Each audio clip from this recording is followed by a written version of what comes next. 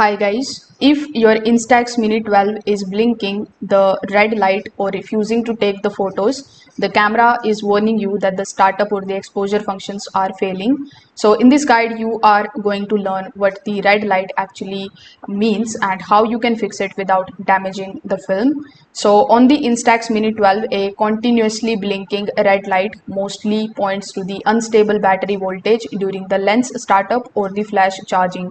So even if the camera here turns on, the weak batteries can still trigger the warning. So in order to fix it, first of all, the Mini 12 is very sensitive to the voltage drop. So you need to simply replace the batteries using the brand new alkaline AA batteries and not the low power rechargeable ones. Many of the blinking red issues happen because of the rechargeable batteries cannot maintain the flash power consistently. So you need to make sure that you avoid the rechargeable batteries first.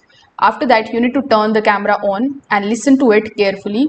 Here you should hear a faint charging sound for a few seconds.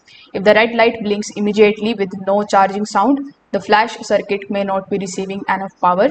You can also take a look at the film counter window. If it is showing you the S error, it means the film may not have initialized correctly.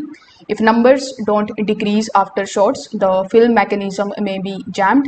So in this case, you need to simply avoid opening the back unless the pack is completely finished. You can also turn the lens gently off, then wait for about 10 seconds, then you can turn it back on slowly.